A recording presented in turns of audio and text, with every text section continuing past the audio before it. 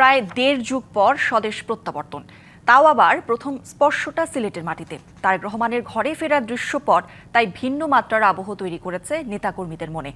সমান্তরালে সাধারণ মানুষের প্রত্যাশাটাও ছন্দ খুঁজছে দিনবদলের চাওয়া পাওয়ার হিসেবের সাথে। ছোট্ট যাত্রাবিরতিতে দলীয় কোনো আনুষ্ঠানিকতার সুযোগ নেই, তবে উষ্ণ আতিথ্যের পাশাপাশি নিশ্ছিদ্র নিরাপত্তার সব আয়োজন সম্পন্ন। এখন শুধুই অপেক্ষার পালা। জীবনভর হাড়ভাঙা খাটুনির পরও ভাগ্য বদলায় না শকুন্তলা, চম্পাকলি, সুহাসিনীদের, যাদের জীবনের গল্পে সরকার বদলায় অথচ সমান্তরালে বদলায় না মজুরি কিংবা জীবনমান। নতুন সরকার এলে সে আক্ষেপ খুঁজবে এবার অন্তত। চাইছি যে আমরা সরকার ঠিক মতন একটা যদি সরকার দাঁড়াই তো আমরা বাচ্চা কাচ্চা লাগেন সাই সুবিধা লাগেন খুবই ভালো।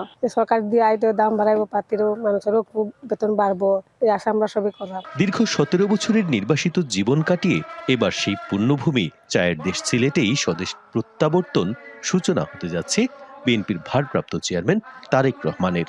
প্রান্তিক মানুষের যে প্রত্যাশা তার প্রতিফলন ঘটাবে তার আশার মধ্য দিয়ে, বলছেন বিএনপি নেতারা।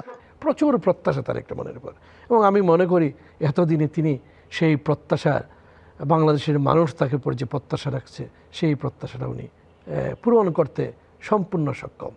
এদিন স্থানীয় বিএনপির আনুষ্ঠানিকতা না থাকলেও কমতি নেই উৎসাহ উদ্দীপনার। আনন্দিত, একটু এক্সাইটেড এই কারণে যে উনি আমাদের সিলেটের জামাই হিসেবে সিলেটের মানুষের মধ্যে একটি প্রাণচাঞ্চল্য বিরাজ করছে। সার্বিক নিরাপত্তা ব্যবস্থা নিয়েও চলছে আইন শৃঙ্খলা বাহিনীর জোর তৎপরতা। বিএনপির ভারপ্রাপ্ত চেয়ারম্যান মহোদয় আগামী ২৫ তারিখ বাংলাদেশে আগমন করবেন। যেহেতু সিলেটে কিছুক্ষণ বিমানটি থামবে এবং অবস্থান করবে, আমরা নিরাপত্তার জন্য যে সকল ব্যবস্থা গ্রহণ করা প্রয়োজন আমরা গ্রহণ করব। দীর্ঘ প্রায় ১.৫ যুগ পর তারেক রহমানের স্বদেশ প্রত্যাবর্তন। দলের ভারপ্রাপ্ত চেয়ারম্যানের সিলেটে যাত্রাবিরতিকে ঘিরে কোনো আয়োজন নেই স্থানীয় বিএনপির, এবং পরিস্থিতি বিবেচনায় দলের নেতাকর্মীদেরকে এয়ারপোর্টে ভিড় না করার অনুরোধ জানানো হয়েছে। তবে সব মিলিয়ে দেশের গণতন্ত্রের পথে একটি নতুন দিগন্তের সূচনা হবে, এমনটাই মনে করেন বিএনপির নেতাকর্মীরা। প্রত্যুষ তালুকদার, ডিবিসি নিউজ, সিলেট। বিএনপির ভারপ্রাপ্ত চেয়ারম্যান তারেক রহমানের স্বদেশ প্রত্যাবর্তনে উচ্ছ্বসিত বগুড়াবাসী।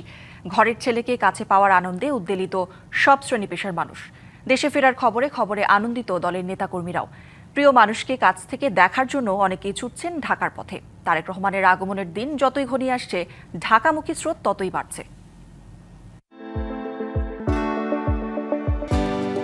শহীদ রাষ্ট্রপতি জিয়াউর রহমানের দুই সন্তান হিসেবে তারেক রহমান এবং আরাফাত রহমানের প্রতি বগুড়াবাসীর আবেগ ও ভালোবাসা বরাবরই বেশি। ২০০১ থেকে ২০০৬ এ সময়ে বিএনপির নেতৃত্বাধীন ৪ দলীয় জোট সরকারের আমলে জেলার ব্যাপক উন্নয়নে সে ভালোবাসা হয় সীমাহীন। ২০০৭ সালে তারেক রহমান এবং আরাফাত রহমানের গ্রেপ্তার, নির্যাতন ও পরবর্তীতে দেশ ছাড়তে বাধ্য করার খবরে এ জেলার মানুষ চরম ব্যথিত হয়েছিলেন।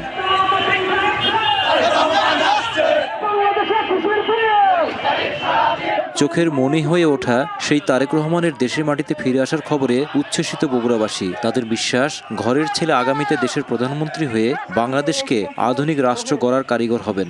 তারেক রহমান তার নিজের মতো করে ২০০১ থেকে ২০০৬ আমরা দেখেছি নিজের মতো করেই বগুড়াকে সাজানোর চেষ্টা করেছেন। ১৭ বছর পর আমরা বগুড়াবাসী আশার আলো দেখতে পাচ্ছি। শুধু অবকাঠামো উন্নয়নই নয়, স্বীকৃত সংবাদপত্র এবং সাংবাদিকতার উন্নয়নের পাশাপাশি বগুড়ার শিল্পায়নে গ্যাস সংযোগ সহ নানা পদক্ষেপ গ্রহণ করার কথা আজও স্মরণ করেন অনেকে। বগুড়ার উন্নয়নে উনি যথেষ্ট ভূমিকা রেখেছেন। আমাদের বগুড়া থেকে অনেক কয়েকটি দৈনিক পত্রিকা প্রকাশের ব্যাপারে উনি সহযোগিতা করেছেন। সবই উন্নয়নের জন্য হাত দিয়েছেন, তারপরেই তো চেঞ্জ হওয়ার কারণে অবহেলিত এই ১৭ বছর ১৬.৫ বছর বগুড়ায় উন্নয়ন হয়নি। তো উনি আসলে আমার মনে হয় আমার গ্যাস যেহেতু উনি আসছে, ওনার প্রচেষ্টায় আবার আমাদের এখানে শিল্প কারখানার দিকে উনি নজর দেবেন এবং শিল্প কারখানা ডেভেলপ করবেন।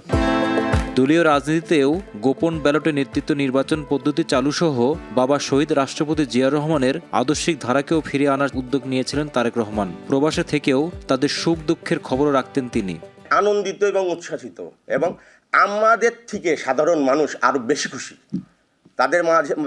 তাদের দেখে মনে হচ্ছে যে ঘরের ছেলে ঘরে আসতেছে, এটা আনন্দের একটা জোয়ার বয়ে যাচ্ছে। তার মধ্যে আমরা শহীদ রাষ্ট্রপতি জিয়াউর রহমানের প্রতিচ্ছবি দেখতে পাই। দেশনেত্রী বেগম খালেদা জিয়ার ধারাবাহিকতা রক্ষা করবেন, এই জন্য আমরা বগুড়ার দলীয় নেতাকর্মী সহ সাধারণ জনগণ খুবই উচ্ছ্বাসিত। স্থানীয় নেতারা বলছেন, বগুড়াবাসী তারেক রহমানকে তাদের সন্তান বলেই মনে করেন। তাই 25 ডিসেম্বর তাকে এক নজর দেখতে দলীয় নেতাকর্মী সহ হাজার হাজার মানুষ এখন ঢাকামুখী। লক্ষাধিক লোক বগুড়া থেকে আমরা বাস, ট্রেন সব বিভিন্নভাবে ঢাকায় যাওয়ার চেষ্টা করবো এবং এখন থেকে গতকালকে থেকে যাওয়া শুরু করে দিয়েছে। তারেক রহমান বগুড়ায় সর্বশেষ এসেছিলেন 2006 সালের 24 ডিসেম্বর। এরই মধ্যে সময় গড়িয়েছে 1.5 যুগেরও বেশি। সেই 24 ডিসেম্বরই লন্ডন থেকে স্বদেশ প্রত্যাবর্তন করতে যাচ্ছেন তাদেরই সন্তান তারেক রহমান। মোহন আখন্দ, ডিবিসি নিউজ, বগুড়া। চট্টগ্রামে ঝুঁকিপূর্ণ ভবন ঘিরে আতঙ্ক দানা বেঁধেছে নগরবাসীর মাঝে। সম্প্রতি ভূমিকম্পের পর তড়িঘড়ি করে ঝুঁকিপূর্ণ স্থাপনার তালিকা প্রস্তুত করেছে সরকারি দপ্তরগুলো। যদিও নগর পরিকল্পনাবিদরা বলছেন, এসব কাগজের তালিকা তৈরি করার বদলে ভবনের নকশা অনুমোদন থেকে নির্মাণ পর্যন্ত পুরো প্রক্রিয়ায় প্রয়োজন কঠোর নজরদারি।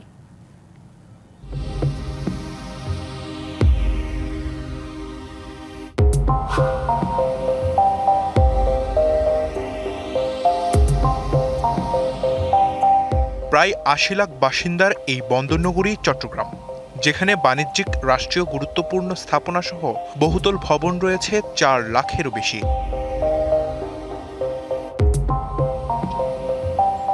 সম্প্রতি চট্টগ্রামে বারবার ভূমিকম্পের পর এসব বহুতল ভবনের নিরাপত্তা নিয়ে জনমনে উঠেছে প্রশ্ন, বেড়েছে নগরবাসীর উদ্বেগ। অনেক পুরনো বিল্ডিং রয়েছে যেগুলো দ্রুত অপসারণ করা দরকার, কারণ যদি হঠাৎ কোনো প্রাকৃতিক দুর্যোগ অর্থাৎ ভূমিকম্প হয় তাহলে এগুলোর জন্য মানুষের ক্ষয়ক্ষতি হতে পারে এবং মানুষ মারা যেতে পারে। আসলে অনেকগুলো পুরাতন বিল্ডিং রয়েছে ভ্রমণ, ওগুলো আমাদের খুব দ্রুতই অপসারণ করতে হবে। এই অবস্থায় অনেকটা তড়িঘড়ি করে নগরীর ঝুঁকিপূর্ণ ভবনের তালিকা তৈরি করেছে চট্টগ্রাম উন্নয়ন কর্তৃপক্ষ। শতাধিক ভবনকে ঝুঁকিপূর্ণ হিসেবে দেখিয়ে সেই তালিকা চট্টগ্রাম সিটি কর্পোরেশনকেও পাঠিয়েছে সংস্থাটি। এর মধ্যে আবাসিক ভবন ছাড়াও রয়েছে শিক্ষা প্রতিষ্ঠান, শপিং মল এবং সরকারি দপ্তরও। ভবন নির্মাণের আগে ভূমিকম্প সহনশীলতা নির্ধারণ এবং সংশ্লিষ্ট কর্তৃপক্ষকে দায়িত্বশীল ভূমিকা রাখার আহ্বান নগর পরিকল্পনাবিদদের। উন্নয়ন কর্তৃপক্ষ যখন একটি ইমারতের নকশা অনুমোদন করে, তার সেটব্যাক রুলস এবং তার স্ট্রাকচারাল ডিজাইন যথাযথ আছে কিনা সেটিকে যাচাই বাছা করা এবং ওই ভবন নির্মাণের সময় সেই অনুমোদিত নকশা অনুসারে তার বাস্তবায়ন হচ্ছে কিনা সেটি তদারক করা খুবই জরুরি। শীঘ্রই ঝুঁকিপূর্ণ ভবন অপসারণে ব্যর্থ হলে নিজ উদ্যোগে ব্যবস্থা নেবে বলে জানান এই কর্মকর্তা। আমাদের যে ঝুঁকিপূর্ণ যে বিল্ডিংগুলো আছে, আমরা প্রায় 100 কতটা বিল্ডিং একটা তালিকার মধ্যে অনেকগুলো ভাঙা হয়ে গেছে। আমাদের ভবন মালিকরা অপসারণ করে, নাহলে আমরা এগুলোর জন্য আমরা ম্যাজিস্ট্রেট নিয়োগ করে প্রশাসনিক যে ব্যবস্থাগুলো নেওয়ার জন্য আমরা এগুলো নেব।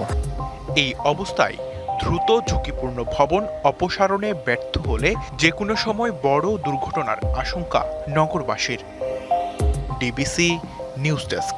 জরাজীর্ণ আর ঝুঁকিপূর্ণ আধা পাকা ভবনে চলছে পাবনার ভুলবাড়িয়া উচ্চ বিদ্যালয়ের শিক্ষা কার্যক্রম। প্রায় 50 বছরের পুরনো স্থাপনাটি এখন যেন মৃত্যুফাত। চরম নিরাপত্তাহীনতায় শিক্ষার্থীরা ব্যাহত হচ্ছে শিক্ষা কার্যক্রম। সম্প্রতি কয়েকটি ভূমিকম্পের পর বেড়েছে উৎকণ্ঠা। দ্রুত ব্যবস্থা নেওয়ার আশ্বাস উপজেলা প্রশাসনের। পিলার ভেঙে বেরিয়ে পড়েছে রড, জায়গায় জায়গায় উঠে গেছে পলেস্তরা, আর নানা স্থানে দেখা দিয়েছে ফাটল। এমন জরাজীর্ণ আর ঝুঁকিপূর্ণ অবস্থা পাবনার সাথিয়ার ভুলবাড়িয়া উচ্চ বিদ্যালয়ের একতলা আধাপাকা ভবনের। 1980 সালে নির্মিত হয় বিদ্যালয়ের 7 কক্ষের একতলা আধাপাকা ভবনটি। প্রায় 50 বছরের পুরনো স্থাপনাটি এখন যেন মৃত্যুফাত। ঝুঁকিপূর্ণ হওয়ায় 2টি কক্ষ পরিত্যক্ত ঘোষণা করা হলেও এখনও 5টিতে চলছে পাঠদান। সম্প্রতি ভূমিকম্পের পর বেড়েছে উৎকণ্ঠা, ব্যাহত হচ্ছে শিক্ষা কার্যক্রম। ক্লাস চলাকালীন খুলে পড়ে ছাদের পলেস্তরা, ভাঙা জানালা দিয়ে প্রবেশ করে শীতের হাওয়া। এই জানালাগুলো ঠিক নাই, হাওয়া আসে আমাদের অনেক ঠান্ডা লাগে, আমরা খুবই কষ্ট করে আমরা ক্লাসে বসে থাকি। মাঝে মধ্যে উপর থেকে খুলে খুলে এই সব ভাঙাচোরা পড়ে আমাদের মাঝে, সেই বৃষ্টি হলে চারদিকে একদম ভিজে যায়। এখানে আমাদের বাচ্চারা যখনই আসে আমরা বাড়ি থেকে আতঙ্কের মধ্যে থাকি, কখন যেন আমাদের বাচ্চারা আহত হয়ে বাসায় ফিরে আসে। শ্রেণীকক্ষ সংকটে ঝুঁকি নিয়ে পাঠদান করতে হচ্ছে, এমনটি বলছেন বিদ্যালয়ের প্রধান শিক্ষক। 1980-র পরে এই বিল্ডিংটা হয়েছে, হওয়ার পর থেকে অবকাঠামোর তেমন কোনো উন্নতি হয় নাই।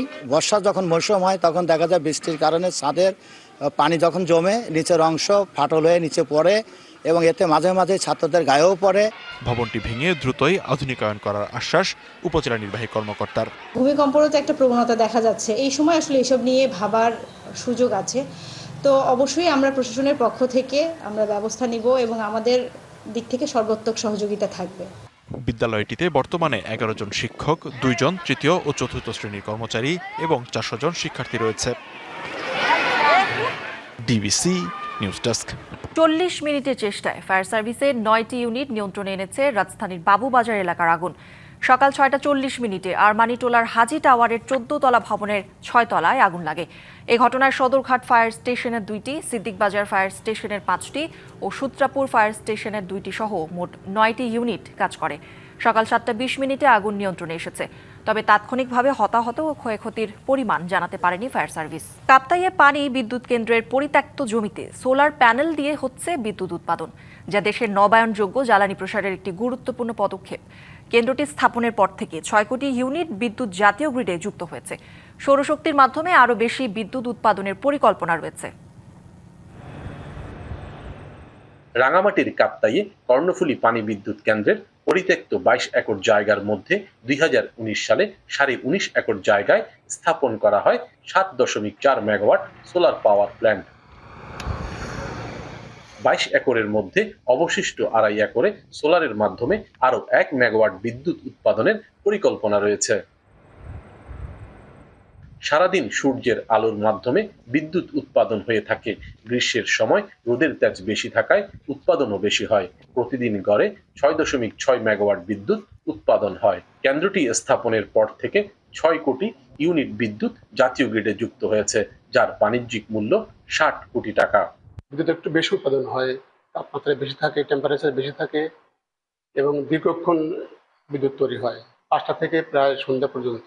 এই কয়েক বছরে আমাদের এখান থেকে প্রায় 6 কোটি ইউনিট আমরা জাতীয় গ্রিডে এক্সপোর্ট করেছি। পুনরায় ব্যবহারযোগ্য শক্তির কারণে সোলারের মাধ্যমে বিদ্যুৎ উৎপাদনে দিন দিন আগ্রহ বাড়ছে। রিনিউয়েবল এনার্জির হাইড্রো পাওয়ার প্ল্যান্ট, পানি তো বৃষ্টি হলে পাচ্ছি আর কি, তো যে কারণে আমরা রিনিউয়েবল এনার্জির দিকে ঝুঁকছি, সেই কারণে আমার সোলারের একটা বাড়তি চাহিদা আছে এবং সারা বাংলাদেশে এখন চলতেছে। 2019 সালে 111 কোটি টাকা ব্যয়ে নির্মাণ করা হয় সোলার বিদ্যুৎ কেন্দ্রটি। সৈকত রঞ্জন চৌধুরী, ডিবিসি নিউজ, রাঙামাটি। যুক্তরাষ্ট্রের টেক্সাস অঙ্গরাজ্যে চিকিৎসা মিশনে থাকা মেক্সিকো নৌবাহিনীর একটি বিমান বিধ্বস্ত হয়ে নিহত হয়েছেন অন্তত 4 জন। সোমবার টেক্সাসের গ্যালভেস্টন উপসাগরে বিমানটি ভেঙে পড়ে বলে জানিয়েছে স্থানীয় কর্তৃপক্ষ। দুর্ঘটনার সময় বিমানটিতে 2 জন পাইলট সহ 8 আরোহী ছিলেন। মেক্সিকো নৌবাহিনী বিবৃতিতে জানিয়েছে, গ্যালভেস্টনের কাছে অবতরণের সময় এই দুর্ঘটনা ঘটে। ঘটনাস্থলে dive team, crime scene unit, drone team এবং টহল দল মোতায়েন করা হয়েছে। পাশাপাশি Texas Department of Public Safety সদস্যরা উদ্ধার কাজে অংশ নেন। ইউক্রেন যুদ্ধের ময়দানে বাড়ছে উত্তেজনা। রাশিয়ার দাবি, খার্কিভ অঞ্চলে আরও একটি এলাকা দখলে নিয়েছে তাদের সেনারা। একই সঙ্গে ইউক্রেন জানিয়েছে, রুশ লক্ষ্যবস্তুতে পাল্টা হামলা চালিয়েছে কিয়েভ। রুশ প্রতিরক্ষা মন্ত্রণালয় জানায়, গত 24 ঘন্টায় ইউক্রেনের 142টি স্থানে হামলা চালিয়েছে রাশিয়া বাহিনী। তাদের দাবি, অভিযানে ইউক্রেনের সাঁজোয়া যান, বিভিন্ন ধরনের কামান ও সামরিক যান ধ্বংস করা হয়েছে। পাশাপাশি আকাশ প্রতিরক্ষা ব্যবস্থা ব্যবহার করে 76টি ইউক্রেনীয় ড্রোন ভূপাতিত করা হয়েছে। এছাড়া খার্কিভ অঞ্চলের ভিলচা এলাকার নিয়ন্ত্রণ নেয়ার কথাও জানিয়েছে মস্কো। অন্যদিকে ইউক্রেনের দাবি, তুরস্ক, কুপিয়ানস্ক, লাইমান ও পোক্রোভস্ক অভিমুখে রুশ বাহিনীর হামলা প্রতিহত করা হয়েছে। সিরিয়ার উত্তরাঞ্চলের শহর আলেপ্পোতে কুর্দি নেতৃত্বাধীন সিরিয়ান ডেমোক্রেটিক ফোর্সেস এসডিএফ ও সিরীয় সরকারি বাহিনীর মধ্যে সংঘর্ষে প্রাণ গেল অন্তত 2 বেসামরিক নাগরিকের। আহত হয়েছেন নারী, শিশু ও সিভিল ডিফেন্স কর্মী সহ আরও কয়েকজন। আলেপ্পোর আল রাজি হাসপাতাল কর্তৃপক্ষ জানায়, সংঘর্ষের পর হাসপাতালে 10 জন হতাহতকে আনা হয়। এর মধ্যে 2 জন হাসপাতালে পৌঁছানোর আগেই মারা যান। আহত 8 জনের মধ্যে 7 জনের অবস্থা আশঙ্কাজনক। সংঘর্ষের দায় নিয়ে পাল্টাপাল্টি অভিযোগ করেছে 2 পক্ষ।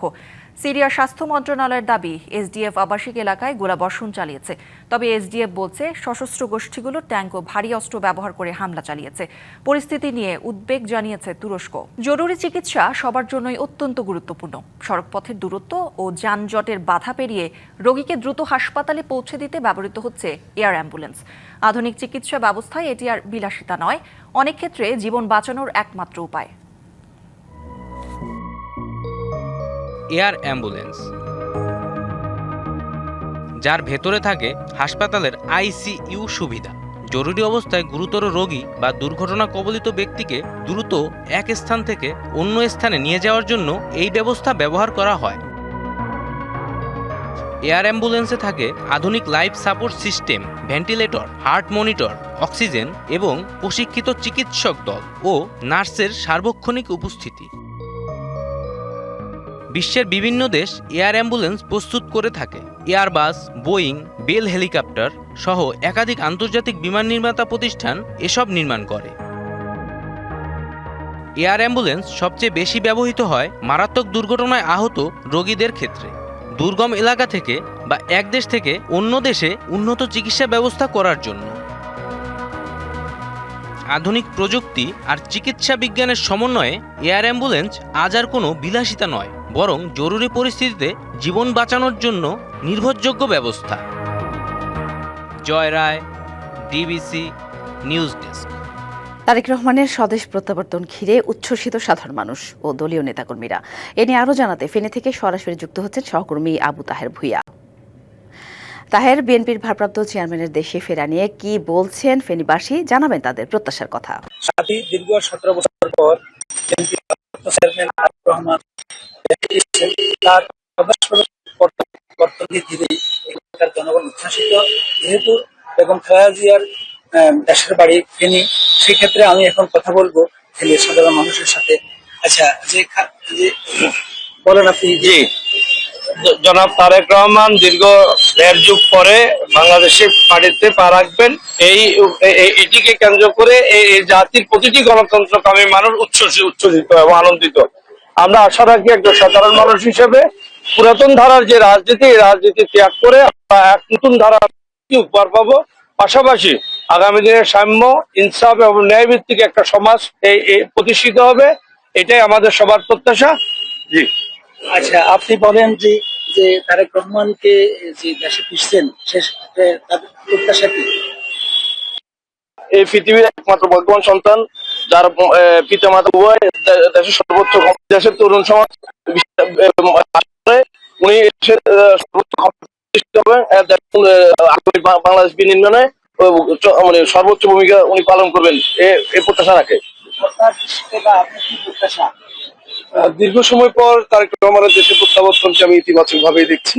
এটি গণতান্ত্রিক রাজনীতির ধারাবাহিকতার অংশ হিসেবে মনে করছি এবং এটিও মনে করছি যে আগামীর যে নাগরিকের সাথে তার যে সম্পর্ক, সেটি হবে সহনশীল, সহযোগিতাপূর্ণ এবং আগামীর সুন্দর বাংলাদেশ বিনির্মাণে তিনি সবচেয়ে বেশি অগ্রণী ভূমিকা পালন করবেন বলে আমি প্রত্যাশা করছি। আপনার কি প্রত্যাশা? দীর্ঘ সময় পরবর্তীতে জনাব তারেক রহমান দেশে ফিরছেন, ওনার প্রত্যাবর্তনে আমরা খুবই আনন্দিত। আমরা মনে করি যে চট্টগ্রামে ঝুঁকিপূর্ণ ভবন ঘিরে আতঙ্ক দানা বেঁধেছে নগরবাসীর মাঝে। সম্প্রতি ভূমিকম্পের পর তড়িঘড়ি করে ঝুঁকিপূর্ণ স্থাপনার তালিকা প্রস্তুত করেছে সরকারি দপ্তরগুলো।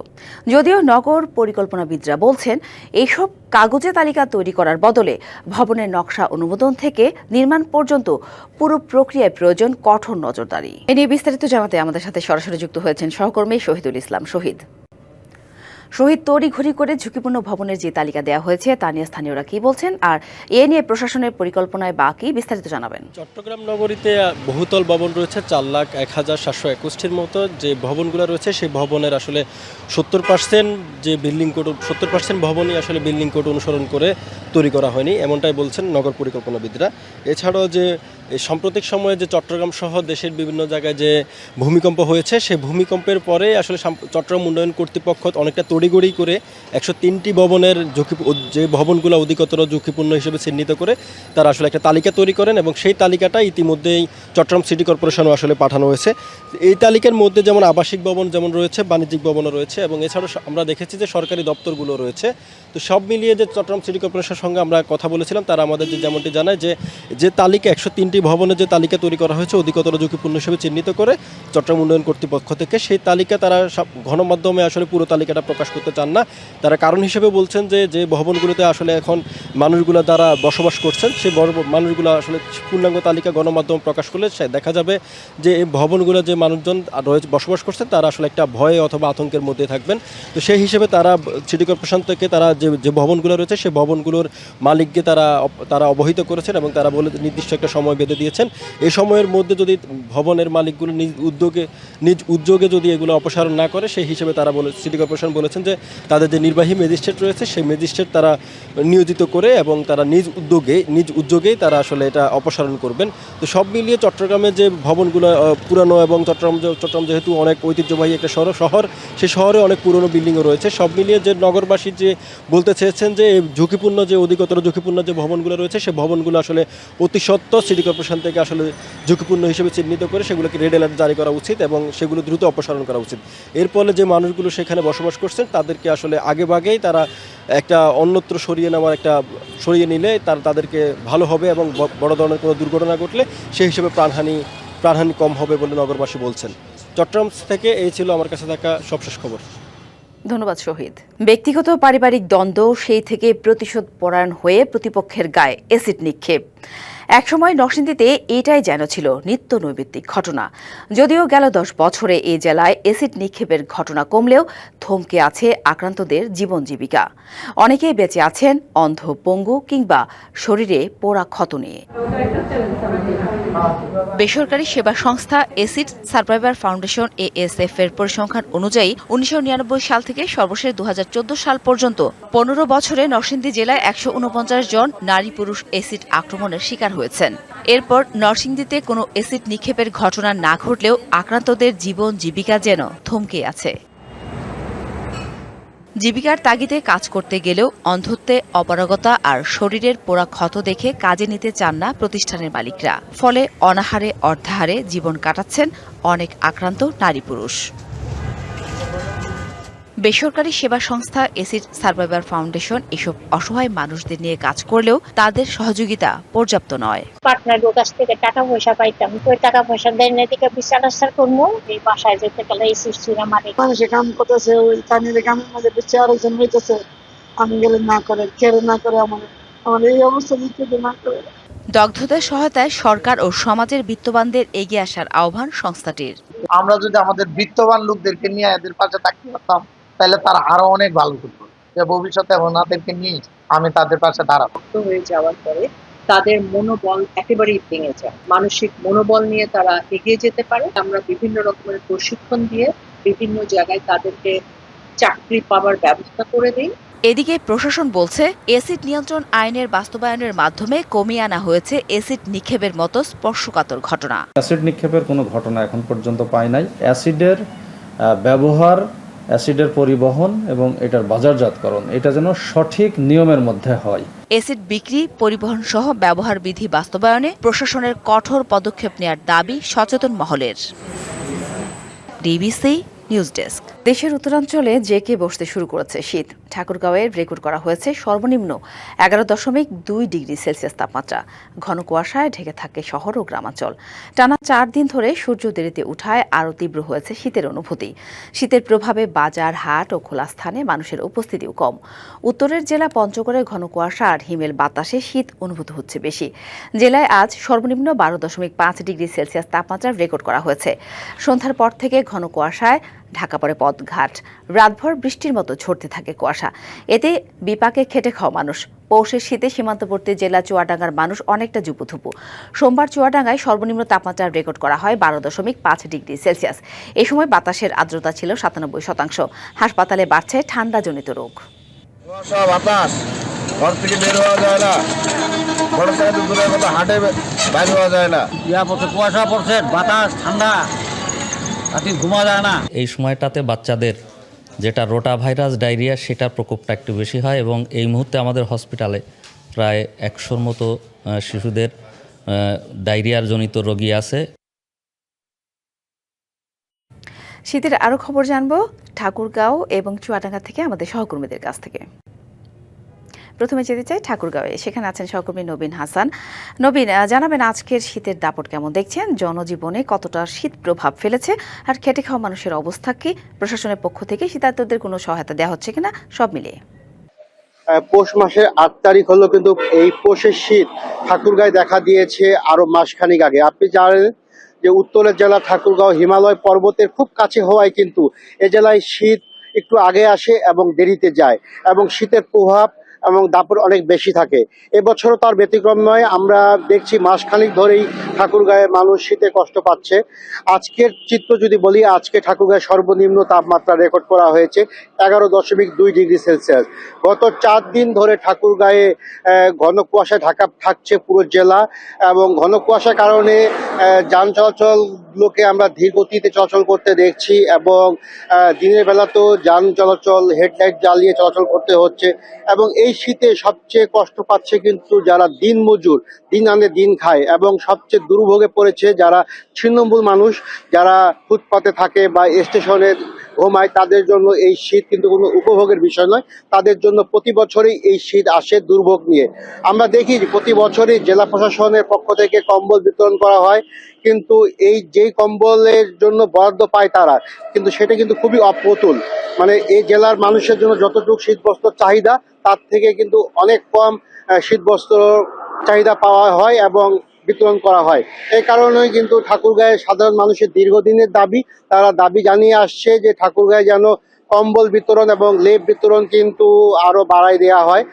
আমরা দেখছি হাসপাতালগুলোতেও কিন্তু শীতজনিত রোগীর সংখ্যা বাড়ছে, ডায়রিয়া, নিউমোনিয়া এবং শ্বাসকষ্ট রোগী বাড়ছে। বলা যেতে পারে যে পৌষের 8 তারিখে শীত তার সর্বোচ্চ শক্তি দেখাতে শুরু করেছে। সব মিলিয়ে এই ছিল সাথী আমার কাছে সর্বশেষ খবর শীতের। ধন্যবাদ নবীন। আমরা ঠাকুরগাঁওয়ের শীতের খবর জানছিলাম, এবার চুয়াডাঙ্গার সহকর্মী কামরুজ্জামান সেলিমের কাছ থেকে জানবো সেখানকার খবর। সেলিম, জানাবেন আজ শীত কেমন অনুভূত হচ্ছে জনজীবনে ও প্রকৃতিতে শীতের প্রভাব কেমন দেখছেন, সব মিলিয়ে। আসলে পৌষের শুরু থেকেই চুয়াডাঙ্গার যে তাপমাত্রা সেটি কিন্তু নিচে নামতে শুরু করেছে এবং শীতের যে দাপট সেটিও কিন্তু শুরু হয়েছে। গত শনি এবং রবিবার চুয়াডাঙ্গায় কিন্তু সূর্যের দেখা মেলেনি। গতকাল দুপুরের পরে সূর্যের দেখা মিলল, সূর্যের যে উত্তাপ সেটি কিন্তু ছিল না। এ কারণেই কিন্তু সবচেয়ে বিপাকে পড়েছে যারা ছিন্নমূল মানুষ রয়েছে, বিশেষ করে যারা খেটে খাওয়া মানুষ রয়েছে, তারা কিন্তু সবচেয়ে বিপাকে পড়েছে। আমরা শহরের অলিতে গলিতে দেখেছি এবং গ্রামাঞ্চলে যেটি দেখেছি, শীত নিবারণের জন্য যারা ছিন্নমূল মানুষ রয়েছে তারা কিন্তু খড়কুটো জ্বালিয়ে শীত নিবারণের চেষ্টা করছে।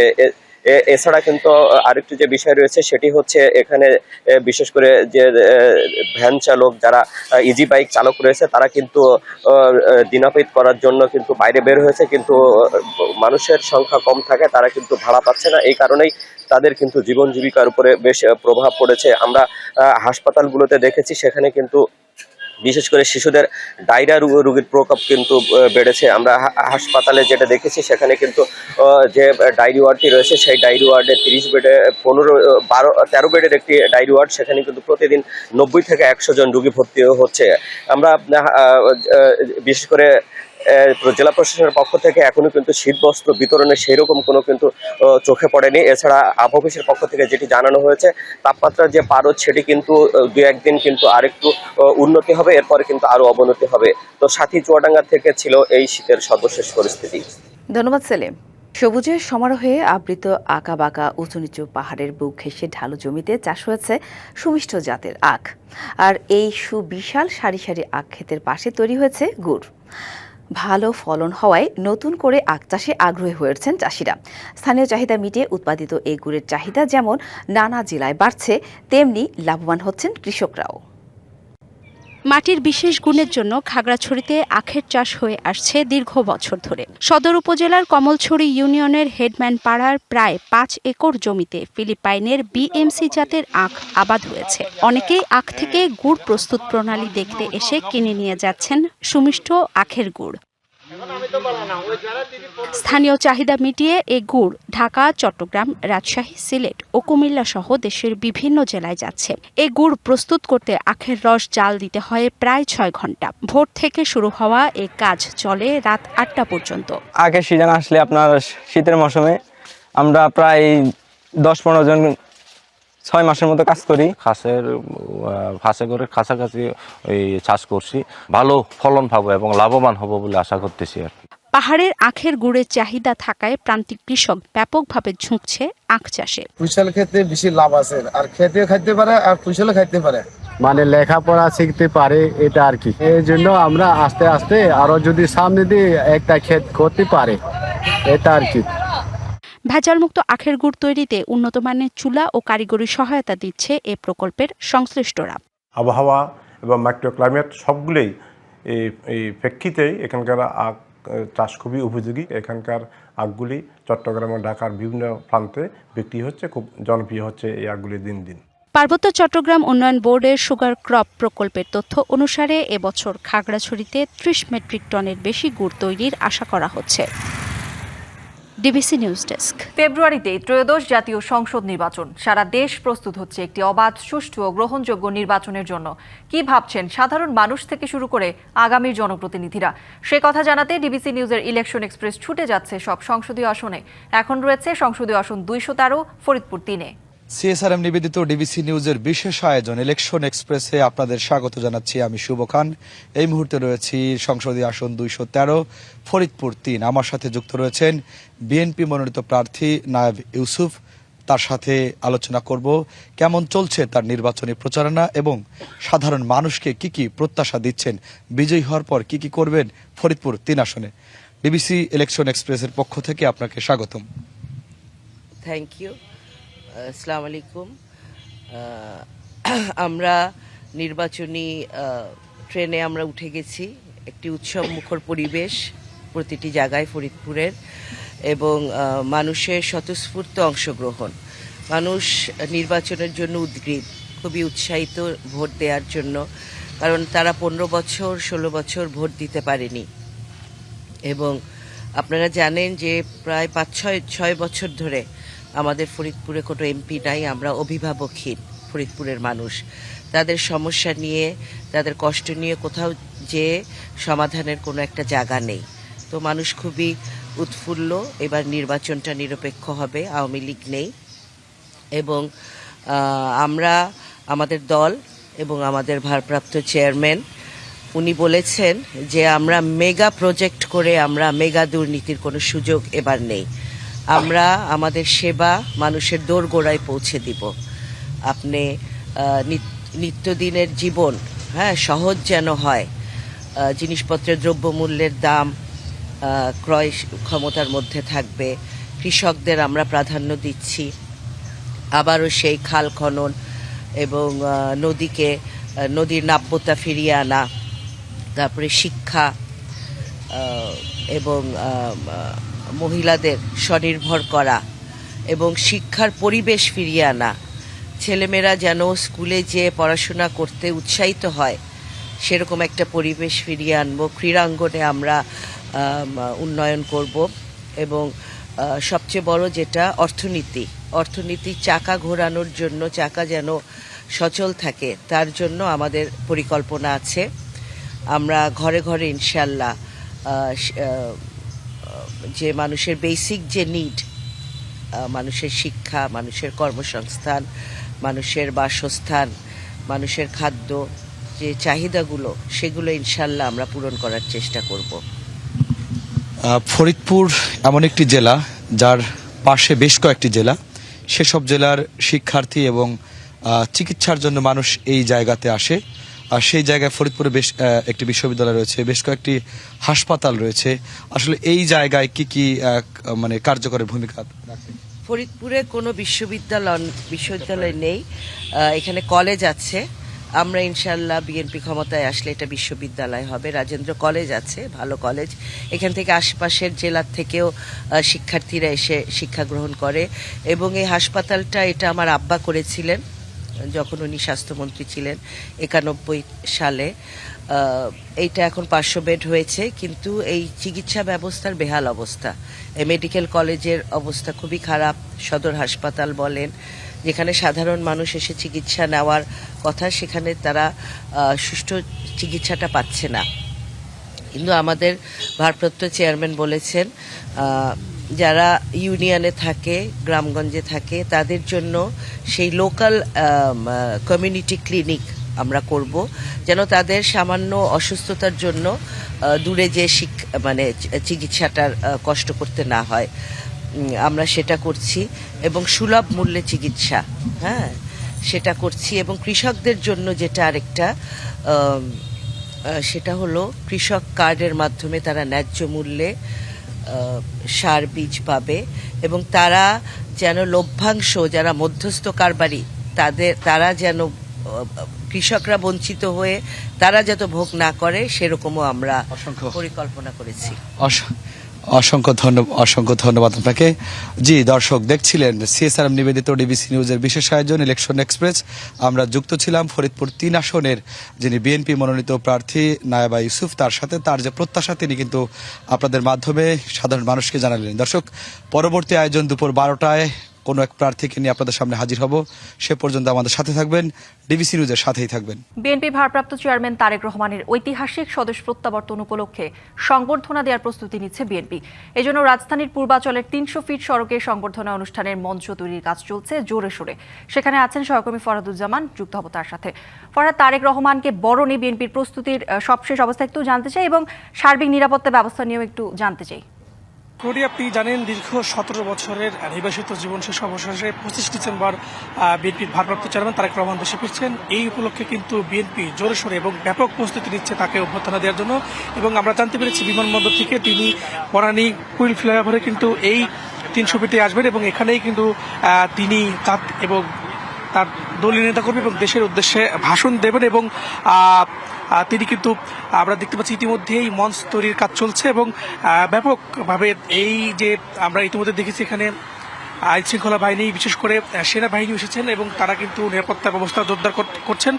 পাশাপাশি অন্যান্য আইন শৃঙ্খলা বাহিনী তারাও রয়েছেন, তারাও কিন্তু নিরাপত্তার বিষয়টি দেখছেন। দলীয় নেতাকর্মী যারা রয়েছেন তারাও কিন্তু দেখছি সকাল থেকে এসেছেন এবং বিভিন্ন সেলফি তুলছেন এখানে এই মঞ্চে। এবং তারা বলছেন যে দীর্ঘ 17 বছর পর তাদের যে নেতা তিনি যখন আসবেন সেই উপলক্ষে আসলে তারা এখানে এসেছেন এবং তারা খোঁজখবর নিচ্ছেন। এবং বিএনপির যারা সিনিয়র নেতাকর্মী রয়েছেন, স্থায়ী কমিটির সদস্য রয়েছেন, তারাও কিন্তু আসছেন। আজকে দুপুরেও কিন্তু বিএনপির সিনিয়র যুগ্ম মহাসচিব রুহুল কবির রিজভী আসবেন এবং আমরা জানতে পেরেছি যে এই সংবর্ধনার জন্য কিন্তু ইতিমধ্যে অনুমতি নেওয়া হয়েছে এবং ব্যাপক আমরা দেখেছি এখানে নিরাপত্তা ব্যবস্থা জোরদার করা হচ্ছে এবং দলীয় নেতা কর্মীদের মাঝেও একটা উচ্ছ্বাস রয়েছে, কারণ যেহেতু দীর্ঘ 17 বছর পর তারেক রহমান আসবেন সেই উপলক্ষে কিন্তু ইতিমধ্যে আমরা দেখেছি পুরো 300 ফিট এলাকাতে মাইকের ব্যবস্থা করা হয়েছে এবং মঞ্চের তৈরির কাজও চলছে এবং এখানে নিরাপত্তা কর্মীরাও রয়েছে। তো এই ছিল আমার কাছে 300 ফিট থেকে মঞ্চের সামনে থেকে সবশেষ। ফরহাদ, ধন্যবাদ আপনাকে। সংবাদে এই ছিল এখনকার মতো। ডিবিসি নিউজের সংবাদগুলো পড়তে ভিজিট করুন dbcnews.tv আর ভিজিট করুন ডিবিসির ফেসবুক পেজ এবং ইউটিউব চ্যানেল। ডিবিসির সঙ্গেই থাকুন।